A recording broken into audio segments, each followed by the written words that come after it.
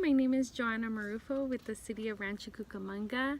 I am a management aide with Healthy RC, and we are based in the city manager's office. And we are really interested in this opportunity because Healthy RC has been doing a lot of meaningful work around health, especially around mental health.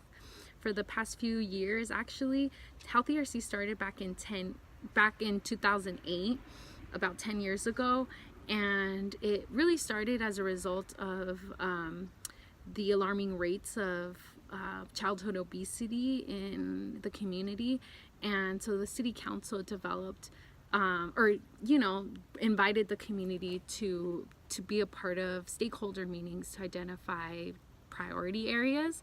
And so this Healthy RC is a city community partnership that works together to identify priority areas, develop targeted strategies, and then be able to really impact and improve the quality of life of residents. One of our main components of Healthy RC is our steering committee, which is comprised of nonprofits, businesses, residents, youth, older adults, and we have a broad range of just partners. And Youth Leaders is actually a program that was developed as a result of the stakeholder meetings, because the city really wanted to bring youth voice into all the work that we're doing. And so from the beginning, youth from ages middle school to high school were involved. And so we have a program where teens can learn how to pass policies and actually get that experience of passing policies through our Youth Leader program. And they've been successful at that. And our target really is the entire community, but we have focused some of our efforts on our Southwest Rancho Cucamonga residents. They are, it's an area where the infrastructure and just the quality of life is different from another area of Rancho, because it just doesn't have the same development as other areas. And so the city really wanted to bring in residents and teens to develop targeted strategies. So they're involved, so the Youth Leader program is involved with doing surveys and getting involved with doing a park assessment and developing also strategies to apply for grants.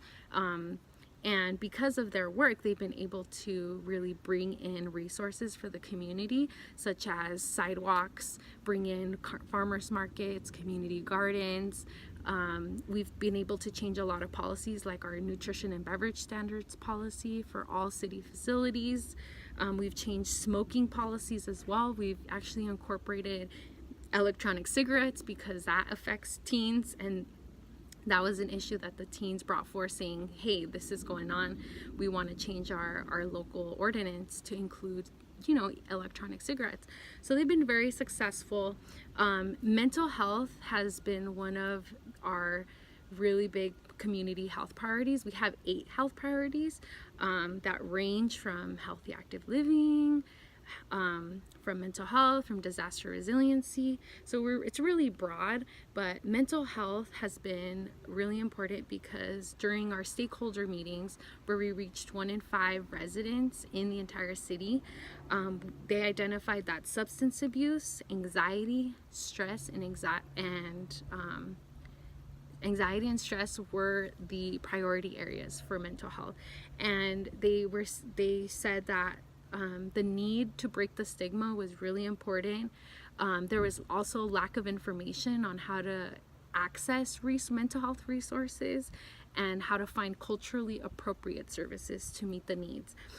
And in addition, Healthy RC launched a quality of life survey for all the residents to take, and it showed that the need is great, that 57% of the residents who took the survey did not receive the quality they needed if they had a mental health issue that they were dealing with, and that's like over 50% were not receiving the help they needed, knowing that they needed resources.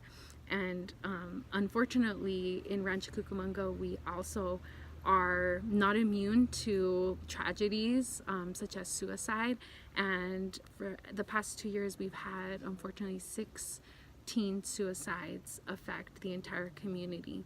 And so mental health has been such a value for the residents, and Health ERC really provides that platform and space where people can get involved, launching initiatives, programs, and developing strategies to really bridge the gap of resources. And our middle school and high school teens, for in the youth leaders program, has really played a huge role in writing those policies along with city government leaders. They meet twice a month and they work on issues that matter to them. They've been able to secure grants, and they've been able to produce videos on breaking the stigma.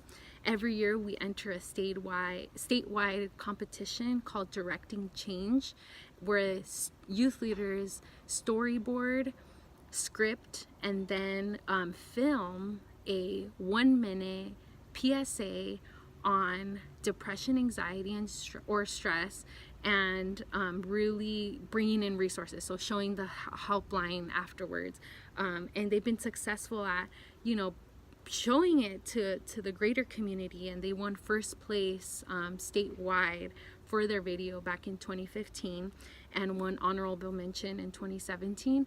And we use these as a tool to really educate the community, especially the teen community.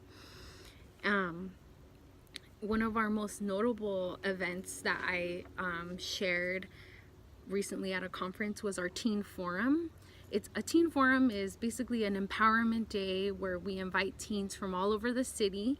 We had 100 teens show up at our event, and the theme was all about building your confidence, learning about how your struggles make you stronger and make you more resilient, and really breaking down the stigma around mental health and showing that you're not alone.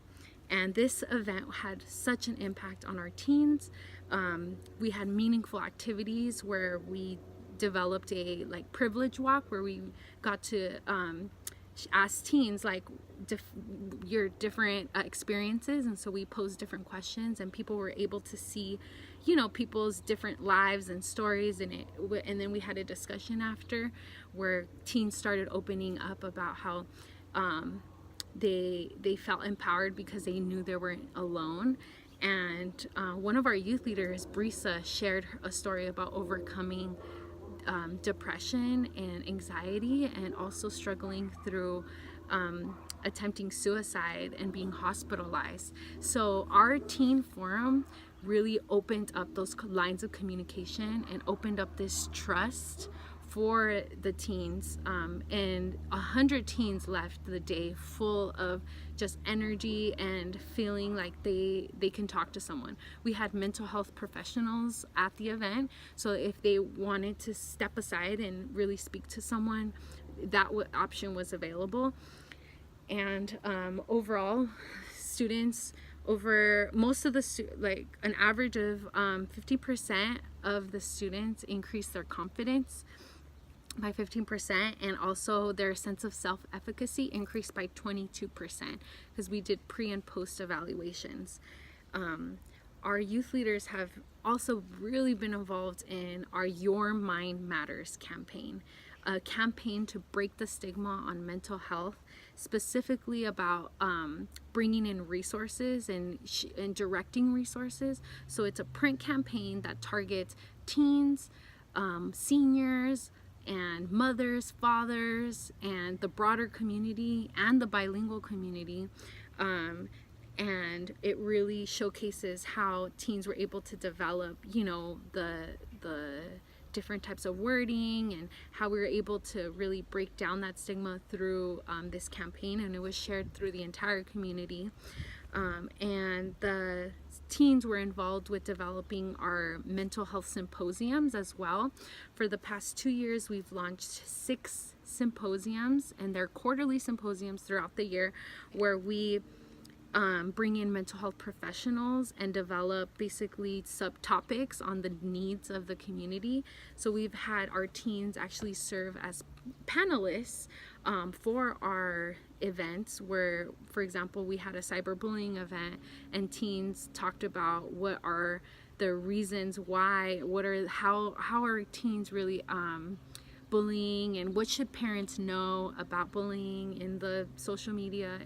And we had a sheriff talk about how, prevention and different tools for parents and teens. We had an event on suicide prevention, and Brisa Vasquez was a youth leader, talked about overcoming depression and having attempted suicide, and how she's been able to ask for help and look for help and be successful at finding mental health professionals to help her, build those coping skills and see the light at the end of the tunnel. She is a huge motivational person, and she's only 16 years old. And teens hearing her story at the event, which is open to the broader community, really help break that stigma and educate parents on bringing resources to their children.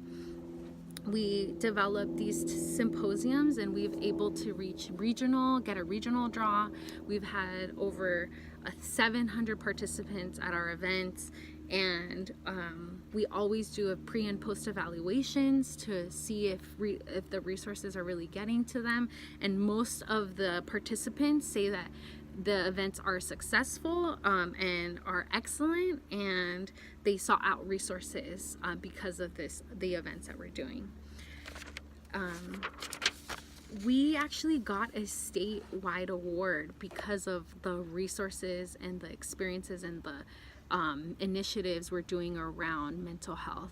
It's called the Helen Putnam Award of Excellence, and we showcased it at a conference in Long Beach to the entire state, and our youth leaders were there representing, showing how the teen voice really does matter in changing the conversation around mental health and bringing light in an entire city's perspective, on resources for mental health.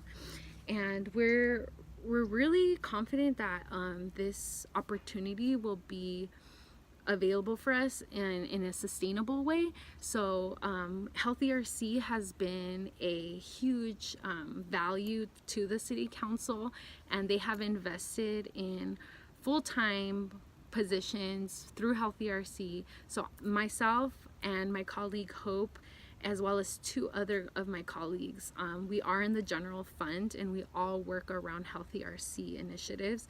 So we are definitely committed for the next 2 years because they're funded positions, and we can work on all these initiatives. And let's see. And we are so excited. So specifically myself and my colleague Hope will be fully committed to participating in any of the activities, and we're so thrilled to be even applying, because this aligns a lot with the work that we've been doing, and we'll have an opportunity to elevate the best practices of our Healthy RC mental health initiative. Thank you.